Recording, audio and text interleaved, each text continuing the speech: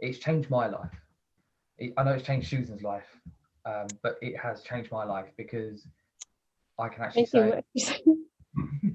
because I can actually say, I've saved someone's life. I've done something for someone rather than I've done something for myself. It's I've done something for someone.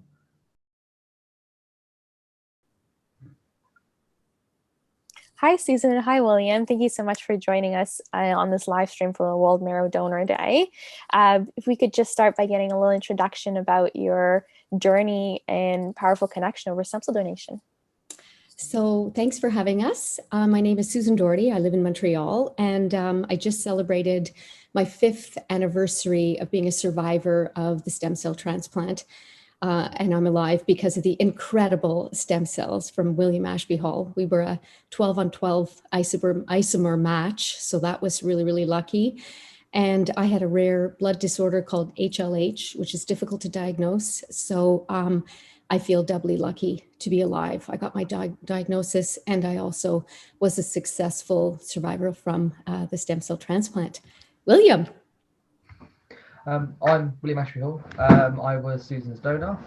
I live in the UK, and I literally donated just following on from donating blood. There was a poster up that said about stem cells, so I thought, okay, well, why not? It's literally just a couple of swabs, and then I sent them off, and yeah, I got a phone call to say that there was a possible match. So I went through all the blood tests and stuff like that, and then I donated my stem cells, and then a couple of days later, I got told the person accepted them, really. And then what was it? 2 years. It was 2 years, wasn't it? We then met. Susan flew over to the UK, and we met. But William has left out the synchronicity part of this story, and that is the divine timing of when William went in to give blood and he gave his swab. Because I have 4 brothers, and one of my brothers was a perfect match. But the head of the genetics department at the last moment insisted that my brother be tested, have his genes tested to see if he was a carrier for HLH. And sure enough, he was. And it was that very week when my brother was canceled that William walked into the HIS, or whatever it's called, where you donate blood in the UK, and then gave his, did his HLA typing. So it was just, oh my gosh, the serendipity, the synchronicity of William coming into my life was absolutely incredible. That's beautiful. William, how did it feel to go through the process of donation?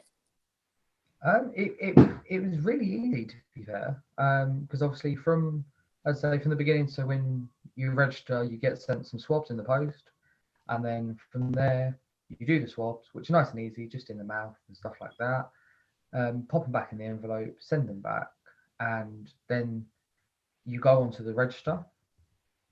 So I did mine through DKMS, which act upon on behalf of Anti-Nodon in the UK, and then obviously then they go all around the world as well to the different registers for DKMS. So Susan was on the register for DKMS in Canada, and they overlapped, and they found that I was the match. Got the phone call just to say that I had to go for some blood tests. In total, I think there was 3 sets of blood tests, including a hospital visit, and then you get given your date for the actual donation. You get given 2 dates, because the first date you donate, and then if there's not enough from the count that they do after your first donation, they ask you to go back to do more. But on the lead up to it, 4 days leading up to it, you do get an injection to speed up your white blood cells. And I literally had those. I felt tired from about the second one right up to the 4th one, but other than that, it was just tiredness. It wasn't anything else. It wasn't aching. It was literally just tiredness, because obviously your body's working to be able to get those stem cells up.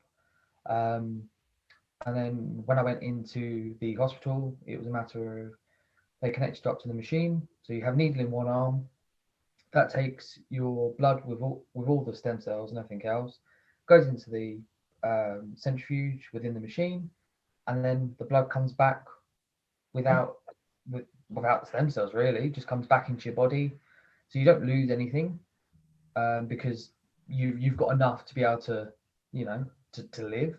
It's just, it just takes the extra away, and that, lucky for me, was only needed for one donation, because I actually gave more than what was needed. And then, as far as I was aware, that was the end of it, like in regards to like the end of my donation. But obviously from when I met Susan, it was a matter of, there was somebody there to collect the actual stem cells, and they literally went straight on the plane.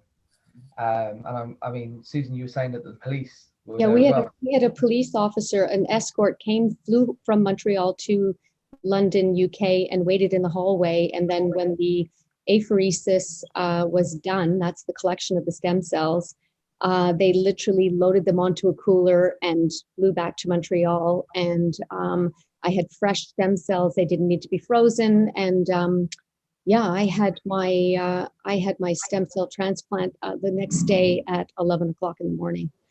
But what the drug that William was talking about is called Neupogen, which is a truly exceptional drug that forces the bone marrow to make as many white blood cells as possible.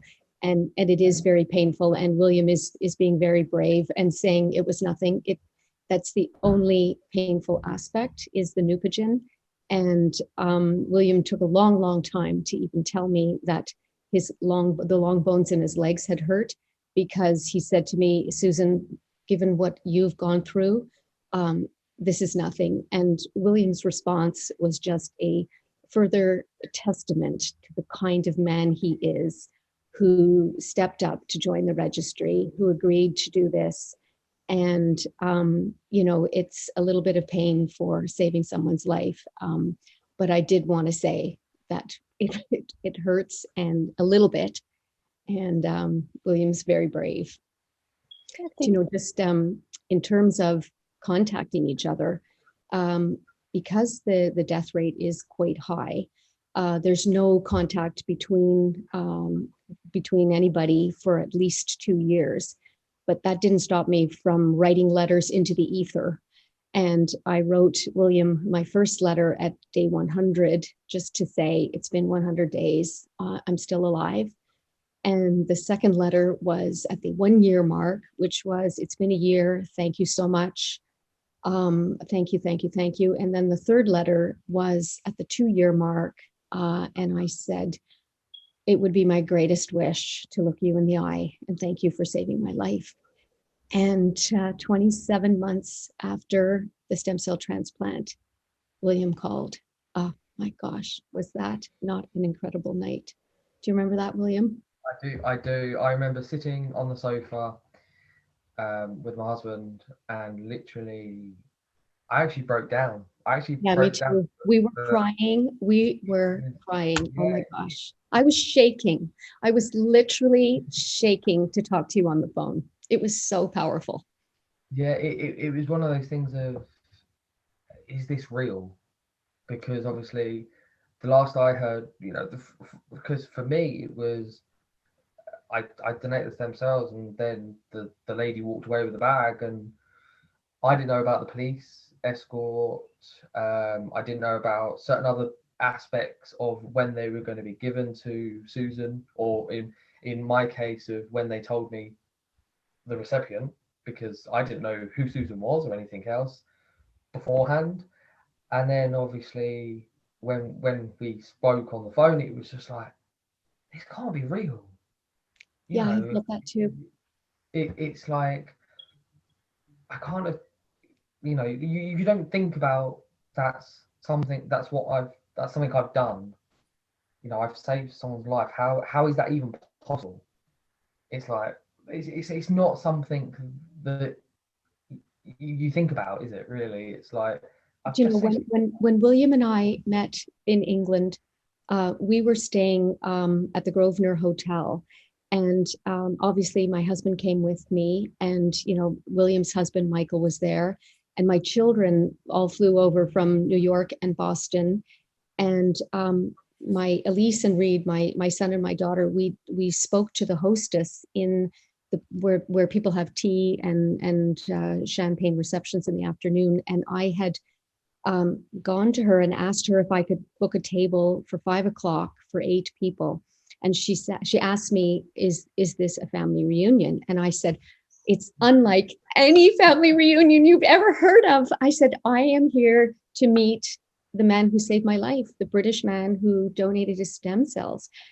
And she went running up to the general manager's office and she Googled my name. And when we all were having champagne together at 5 o'clock, the 8 of us at this table at the Grosvenor Hotel, the chef came down with a cake that said, you are 1 in 25 million, because they had read this article that was posted on CBC talking about William saving my life. Was that, William, was that not a fantastic moment? Oh my God. I mean, because obviously we were sitting next door to each other, and then we had, I think it was me, then it was you, Michael was sitting there, and Hal was sitting at the end. And when the cake come over, it was like, how do they know? How did they know? And it was just like, this is like, okay. I know it was. I remember when I first walked into the hotel and you were sitting in the lobby, and I was just a bit like, oh, this is a bit scary. Yeah. It was scary. It was like I had been crying all day long. Oh my gosh. Because I remember walking up to you and you apologizing because you've been crying, and it was like, it was fine, because I'd actually on the train on the way up there, I was just like, this is really happening. This is really happening. And I actually had a tear in my eye as well. And before we walked in, just before we walked around the corner, Michael goes, are you all right? I was like, I don't know.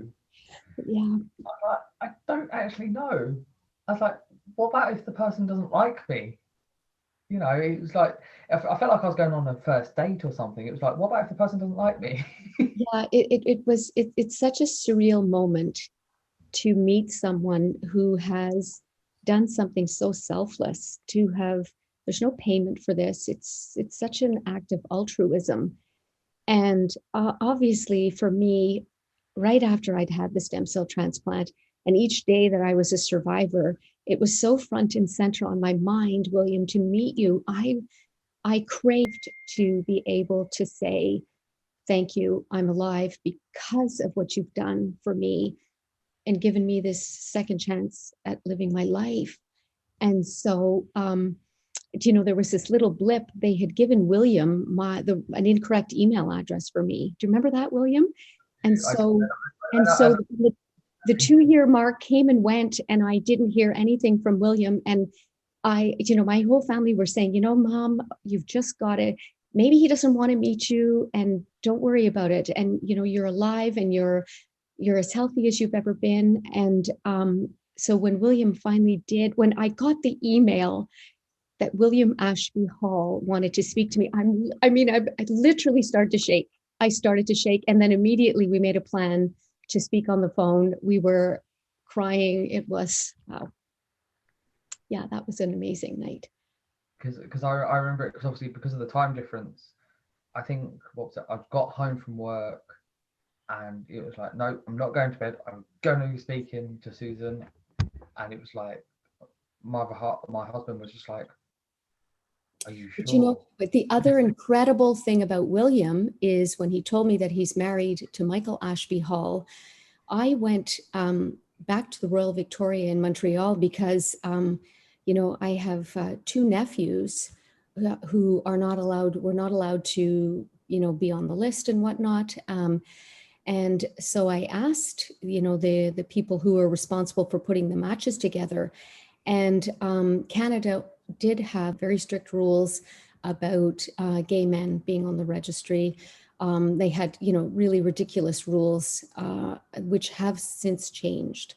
And I know that England led the way in terms of allowing equal rights to, gay men. And I think it's I think it's fantastic that some of those rules have been changed to be more inclusive.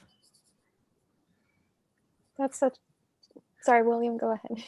Oh, no, it's fine. I was just agreeing. Yeah, it's such a great change, not really for Susan, but for other people worldwide who can now have matches that weren't even possible before. And thank you, William and Susan, for sharing your story. And before we end off, is there a message that you have for donors worldwide watching this right now? Yeah, I mean, literally what I would say is, even if you have never thought about doing it, do it. It's a simple, it's 2 swabs in your mouth, and then literally you send it back in the post or the mail, wherever you're from, and literally you go onto a register, and if you get that call from the particular company that are dealing with it, organization that are dealing with it, do it. Because at the end of the day, it's made my life, it's changed my life. I know it's changed Susan's life, but it has changed my life because I can actually because I can actually say, I've saved someone's life. I've done something for someone rather than I've done something for myself. I've done something for someone, but I haven't just done it for one person. I've done it for her friends, her family. They've got to see an awful lot more than if I didn't. So I would say do it because it costs you nothing. It's it's a free thing to do. If people are worried about costs and stuff like that, it's a free thing to do. Don't worry about the implications. There are no implications to you. You're saving somebody's life at the end of the day, or you're trying to help someone. Wow. So I would say this is the kind of man that I'm so lucky that this kind of man is now in my life for the rest of my life. How lucky am I? I'm gonna say and another thing, it's a matter of, as long as Susan doesn't commit a crime, I'm fine, because she has my DNA. So as long as she doesn't commit a crime, I think I should be fine. If I get a phone call from Montreal police, then I know that Susan's been up to something. I will add one other thing about being a donor, and that is William and I are Caucasian, and the likelihood of finding a match is higher if you're Caucasian. So I encourage Asian descent, African American, every type of race, please step up and be a donor, because it's much, much harder if you're not Caucasian. So that would be my final message. Thank you. That was so beautiful, and what a message to share with the world, to encourage everyone to sign up and save people like Susan's life all around the globe. Thank you. Thank you so much for inviting us. Thank you. I will. Talk soon. Bye.